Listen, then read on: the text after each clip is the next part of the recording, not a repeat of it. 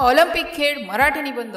खेळ हे जग जिंकू शकते हे तत्व जगाच्या मनावर ठासवणारा सर्वात मोठा आणि महत्त्वाचा आंतरराष्ट्रीय स्पर्धा मंच म्हणजे ऑलिम्पिक खेळ. ही स्पर्धा केवळ पदकासाठी नसते, तर ती मानवी सामर्थ्य, सौहार्द आणि शिस्तीचे जागतिक प्रदर्शन असते. जगभरातील सर्वोत्तम क्रीडा प्रतिभा एकत्र येऊन अपूर्व इतिहास रचतात आणि सर्वांना एकाच ओळीत उभे करतात. ऑलिम्पिकमध्ये भाग घेणे हाच प्रत्येक खेळाडूचं स्वप्नाऐवजी स्वप्न असते.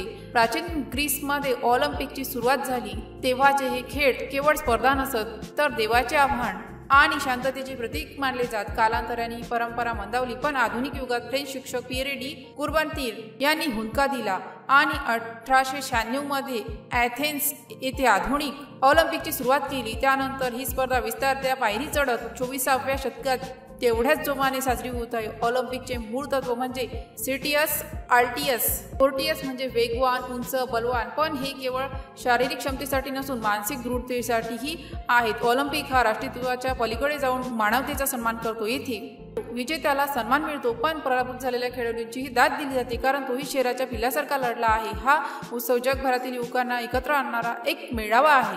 भारताचा ऑलिम्पिकमधील प्रवास हा चढ उताराचा भरला आहे. 1928 मध्ये हॉकीत सुवर्णपदक मिळवून भारताने पहिला झेंडा फडकवला. देशाचा हा सुवर्ण काळ होता जेव्हा भारतीय हॉकी संघाने सलग 6 सुवर्णपदके जिंकली आणि जगभरात धुमाकूळ घातला. मग मंदीचा काळ आला, पण नंतरच लगेचच व्यक्तिगत स्पर्धात खेळाडूंनी पाऊल पुढे टाकले. 2008 मध्ये अभिनव बिंद्रा यांनी रायफल शूटिंगमध्ये सुवर्णपदक जिंकून एकट्यानेच इतिहास पलटवला. नेहमी अंधुकाशेचा किरण दाखवणाऱ्या भारतासाठी हा क्षण सोन्याचा होता. त्यानंतर सुशील कुमार, मेरी कोम, PV सिंधू, साक्षी मलिक, नीरज चोप्रा यासारख्या खेळाडूंनी भारताचे नाव रोशन केले. नीरज चोप्राने 2020 मध्ये जॉलिंथ्रोमध्ये केलेले स्वर्ण हे भारतासाठी नवीन अध्यायच होतो. ऑलिम्पिकमध्ये पोहोचणे हे स्वतःच एक यश आहे. प्रत्येक खेळाडू त्यामागे अनंत संध्याकाळ घालवतो. सकाळच्या 4 वाजता उठणे, शरीराची पिळवणूक करणारे व्यायाम, जुनाट सुविधा, आर्थिक अडचणी यासारख्या अनेक अडथळ्यांवर मात करून तो तिथे पोहोचतो. तो रक्ताचे घोट पित नाही, तर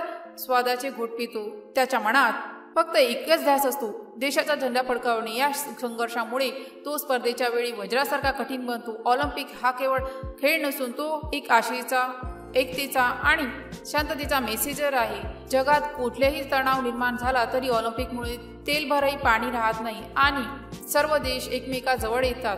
भारतासारख्या देशासाठी ऑलिम्पिकमध्ये अजूनही खूप करण्यासाठी शिल्लक आहे. आपल्याला हातात हात देऊन खेळाडूंना पाठिंबा द्यावा लागेल आणि खेळ संस्कृतीला उत्तेजन द्यावे लागेल, कारण हे ऑलिम्पिकचे मैदानच आहे जिथे खरा खेळाडू ओळखला जातो आणि कष्टाचे फळ मिळते. ऑलिम्पिक हे सार्वत्रिक भाषेचे प्रतीक आहे आणि त्यात भारताने आपला आवाज उठवावा अशी अपेक्षा आहे. जर या पोस्टशी संबंधित काही गोंधळ असेल किंवा आपल्याला अशा कोणत्याही विषयाची माहिती हवी असेल तर कृपया खालील दिलेल्या कमेंट बॉक्सद्वारे आपले प्रश्न आम्हाला विचारू शकता. या पोस्टशी संबंधित आणखीन काही प्रश्न असतील आपण आम्हाला ते देखील सांगू शकता की आम्ही त्या समस्या नक्कीच सोडवू.